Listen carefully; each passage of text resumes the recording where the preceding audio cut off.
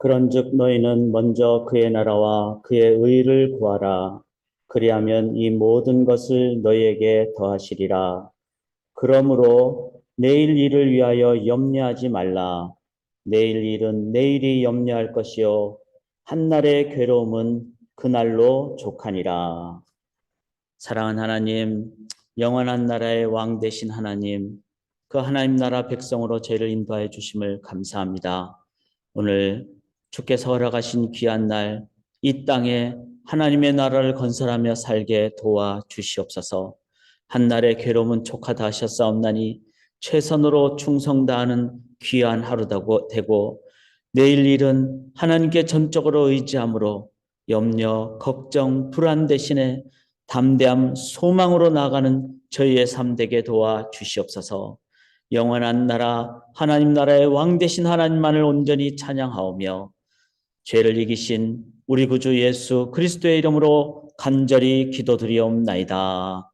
아멘. 찬양으로 하루를 열겠습니다. 새 찬송가 268장입니다. 통일 찬송가 202장 죄에서 자유를 얻게 함은 보혈의 능력. 오늘도 주의 보혈을 의지할 때 거룩과 능력으로 인도함 받을 줄 믿습니다.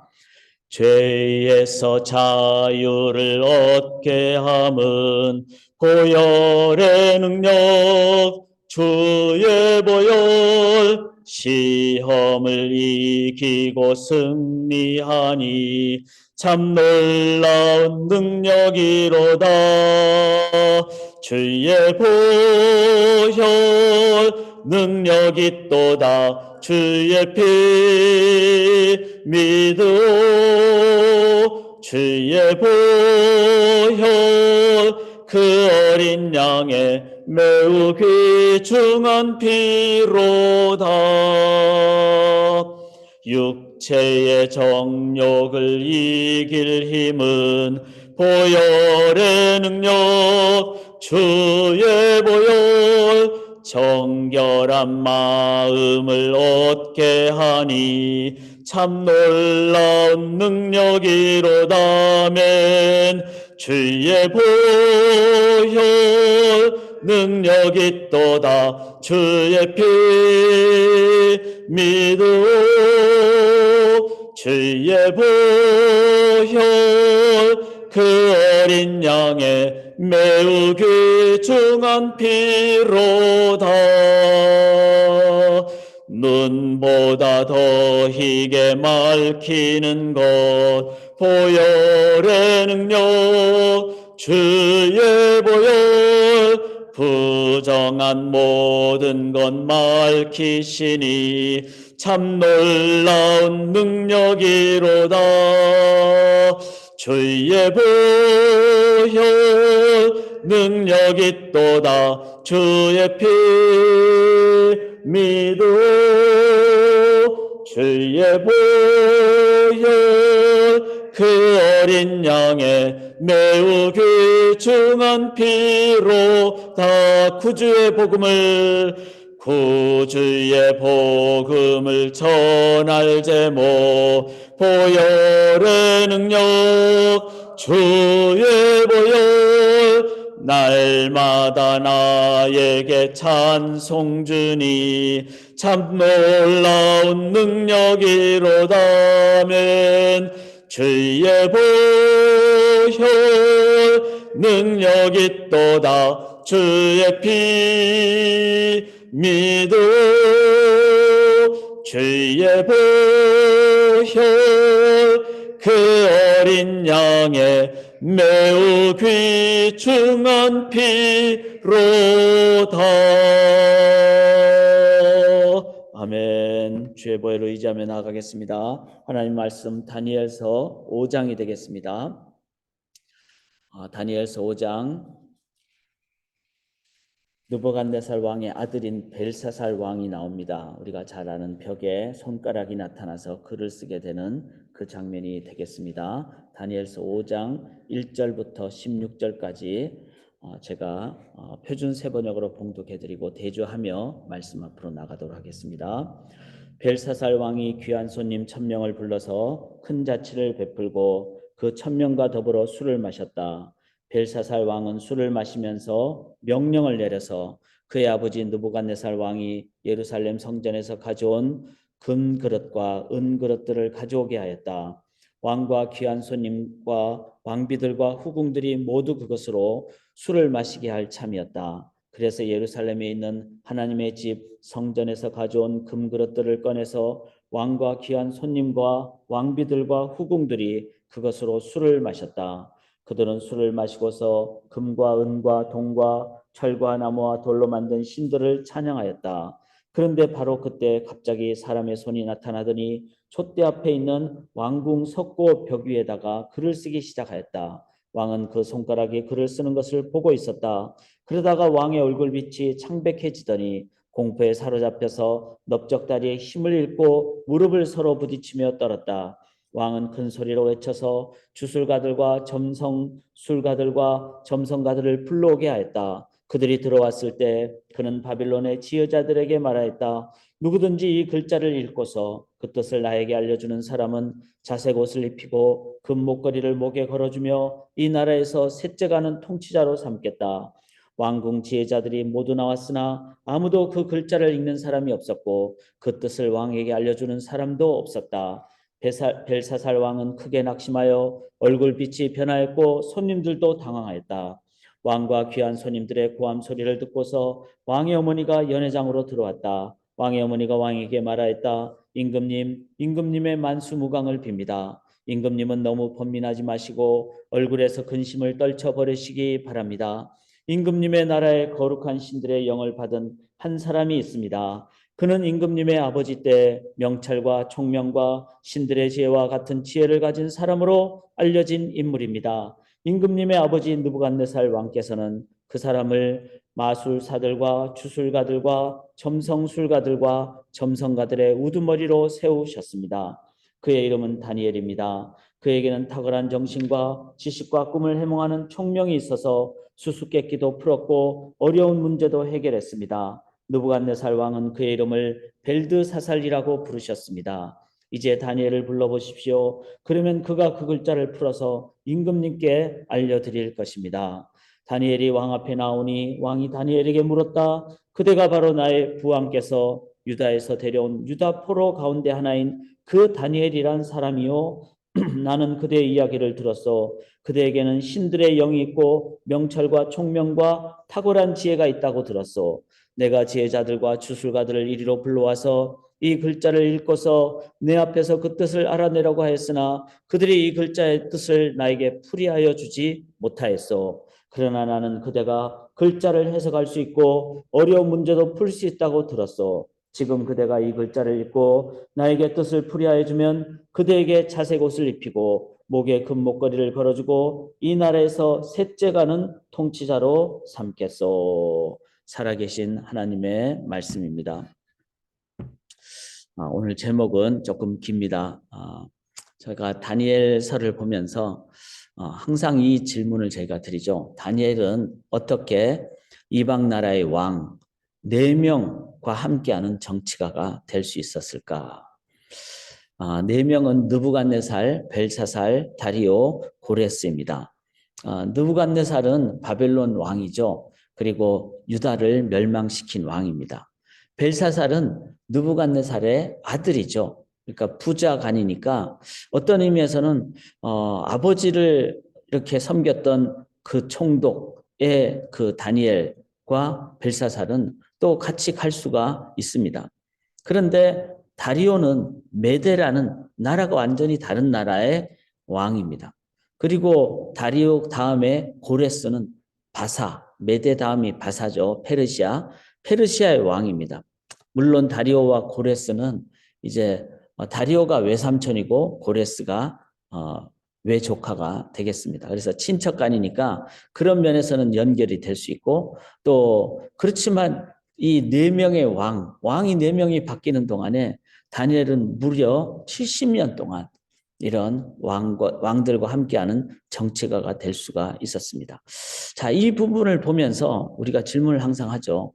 예수 믿는 사람들은 만방으로 가야 되는데 열방으로 가야 되고 또 온 땅에 충만해야 되는데 문화의 영역, 또 심지어는 정치의 영역도 들어가야 됩니다. 그런데 동기가 다르죠. 일반 사람들은 나 대통령 할래 이렇게 정치의 영역을 들어갈 수 있습니다.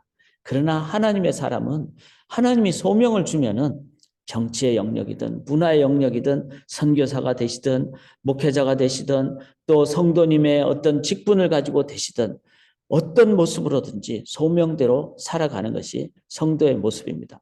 그래서 성도라는 면에서는 공통점이고 그 영역이 각각 다르다는 소명의 차원에서는 차이가 있죠. 다니엘도 마찬가지였습니다.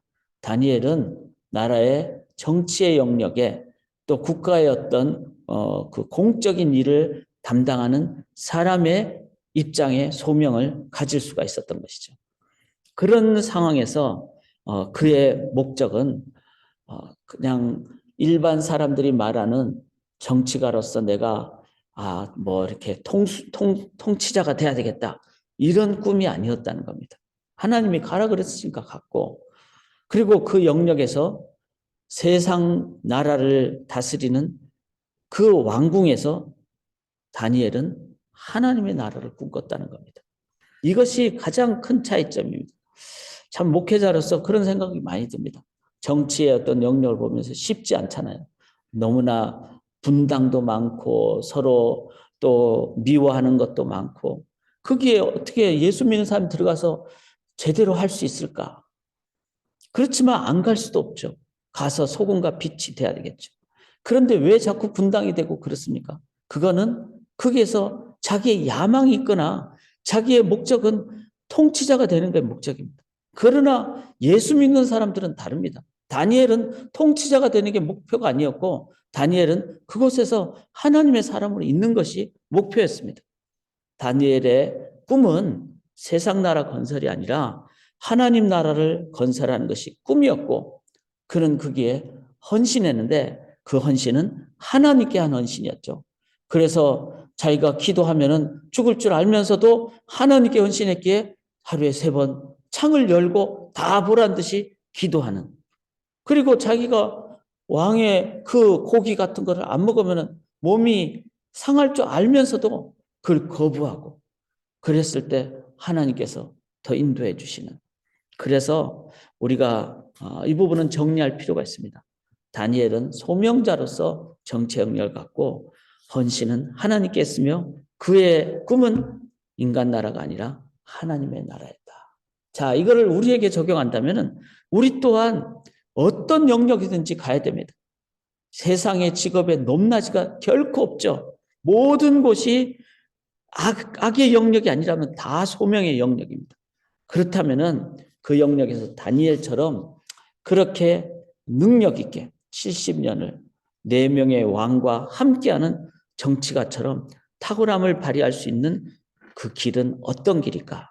나는 소명을 어떻게 하면 제대로 감당할까? 우리 본문을 보면서 한번 돌아보고 저희가 정리하고 기도할 수 있기를 원합니다.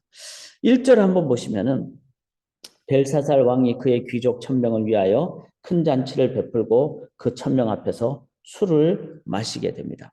자, 벨사살 왕이 자기의 나라, 인간 나라죠. 거기에 귀족 1000명 불러가지고 술을 마시는. 그 말이 1000명이 이제 엄청난 숫자 아닙니까?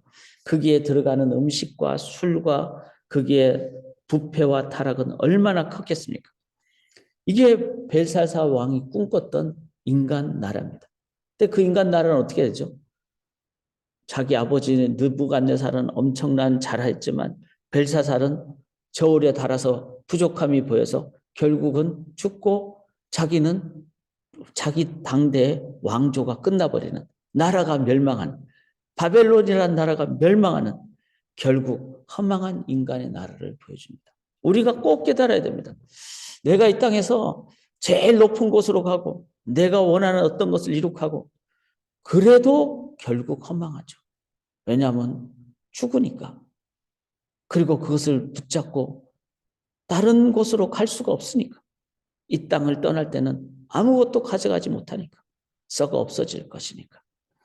결국 우리는 이 땅에 살면서 인간의 나라, 나 중심의 나라는 허망한 나라라는 것을 반드시 기억해야 됩니다.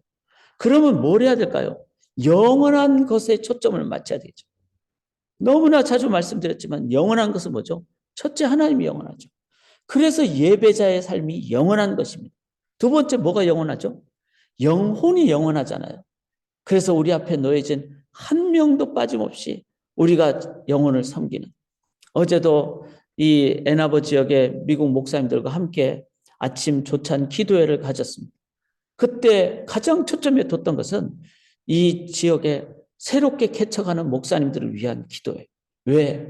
새롭게 개척한다는 것은 한 영혼이라도 더 우리가 교회를 개척해서 교회로 주님께로 이끌겠다는 목회자의 의지가 있으니까 그런 분들을 위해서 함께 간절히 기도하는 시간을 갖습니다. 왜? 영혼이 영원하기에. 하나님이 영원하고 영혼이 영원하죠. 그 다음에 뭐가 영원합니까? 사랑이 영원하잖아요. 사랑은 믿음, 소망, 사랑 세 가지는 항상 있을 것인데 그 중에 제일은 사랑이라. 그래서 사랑은 영원하게.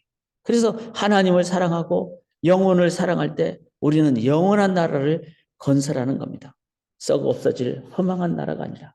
그러나 벨사살은 술을 마시면서 자기가 이제 곧 죽게 될 것을 자기가 알았겠습니까? 그런데 결국 그는 그렇게 곧 죽게 되는 허망함을 갖게 됩니다. 여기 4절에 보시면은 그들이 술을 마시고는 그 금, 은, 구리, 쇠, 나무, 돌로 만든 신들을 찬양하니라. 자, 신들이라는 것은 이제 이방신이고 이제 있지도 않는, 존재하지 않는 그 신들은 뭐죠? 우상은 인간이 갖고 싶은 것을 외형화한 것이 신들이죠. 아이돌이죠. 아이돌. 그런데 그것은 다 뭐죠? 금, 은, 구리, 쇠, 나무, 돌, 그냥 내버려 두면 움직이지도 못하는 죽은 것들. 이게 바로 사람이 추구하는 허망함의 모습입니다. 2절 한번 보시면은 벨사살이 술을 마실 때 명하여 그의 부친 느부갓네살이 예루살렘 성전에서 탈취하여 온 금은 그릇을 가져오라고 명하였으니, 자, 예루살렘 성전에서 탈취하여 온 그 금은 그릇은 뭐죠? 성전의 기물입니다. 성물이죠. 하나님 경배하기 위해서 사용된 그런 하나님 성전의 그 부품들, 도구들, 그걸로 술을 마시는, 이거는 뭐죠? 하나님의 나라와 인간의 나라는 반대라는 것입니다. 인간의 나라는 하나님을 모욕하는, 물론 하나님에 의해서 이 땅에 세워진 인간의 나라는 이 땅에 하나님을 찬양하는 그 나라지만 하나님을 경배하지 않는 인간의 나라는 바로 하나님을 부정하는, 그래서 이 세상 문화 속에 하나님을 모욕하는 그런 부분들을 저희가 늘 깨어서 살펴봐야만 합니다.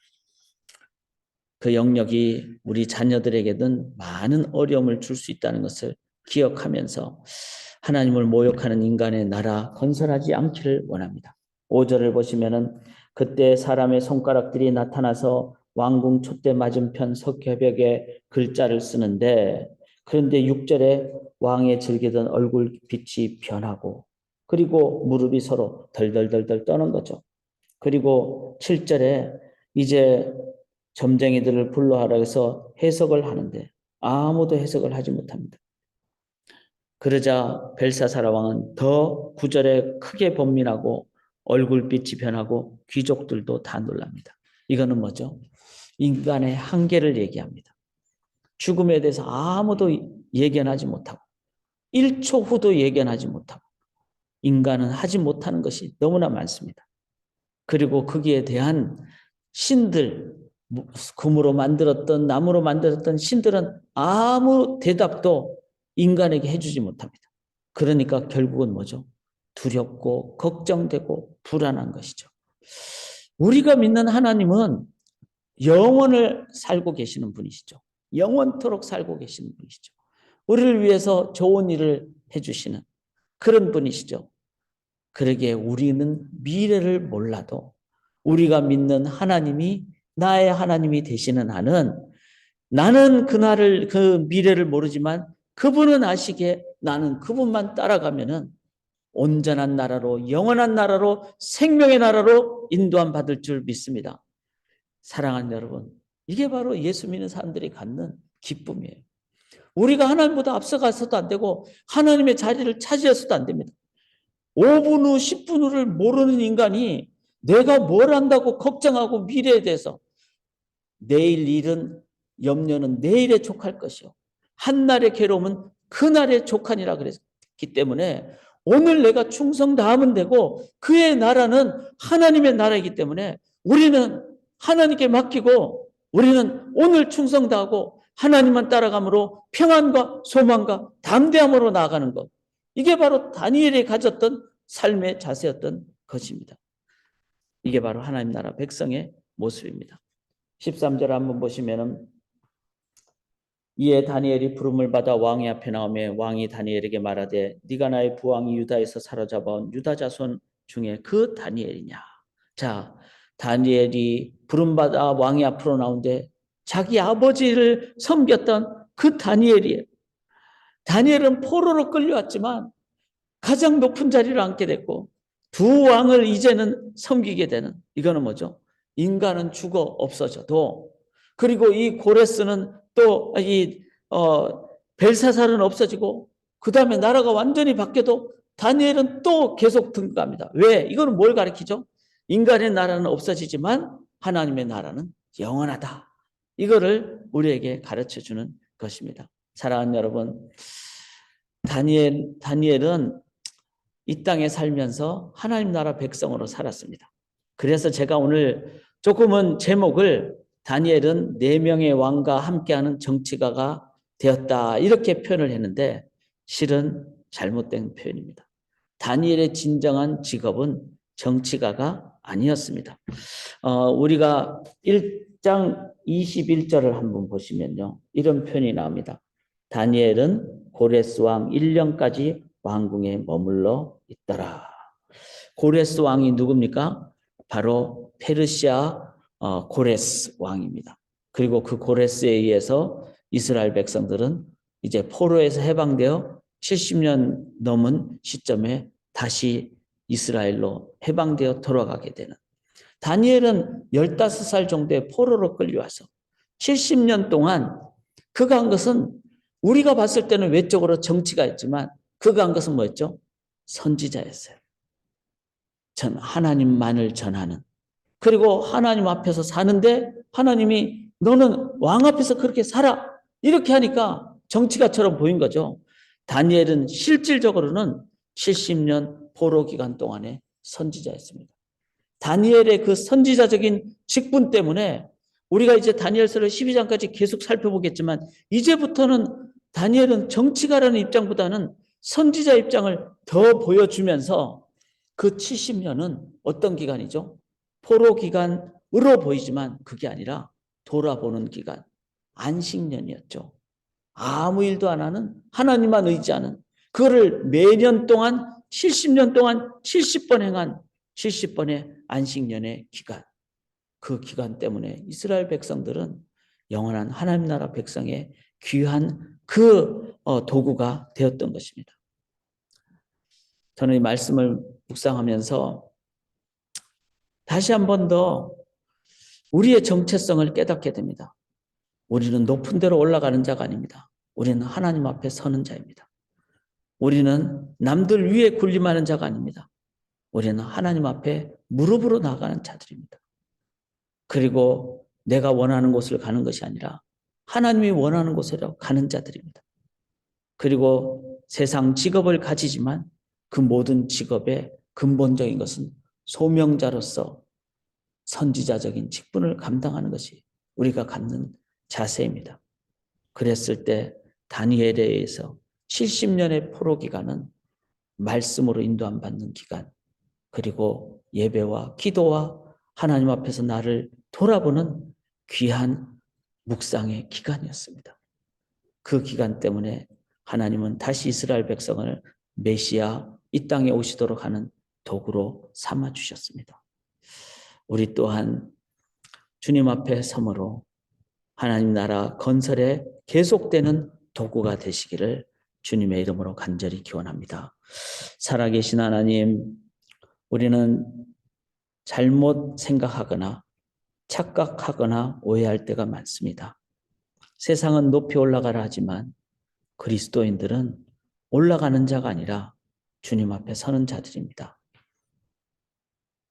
세상에서 부귀영화를 누리는 것이 세상의 목표가 될 수 있지만 그리스도인들은 영원한 하나님 나라를 기억하며 하나님께 예배하며 영혼을 사랑하는 자임을 고백합니다.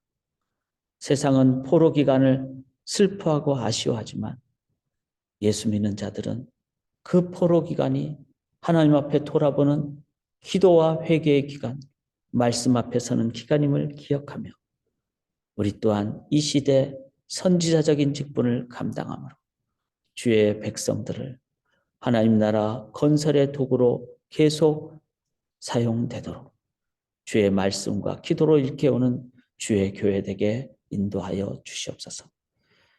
주님, 이제 그 선지자적인 직분을 기도로 감당하며 말씀 앞에 섬으로 인도함 받음으로 오늘도 주의 나라 건설의 도구가 되게 도와주시옵소서.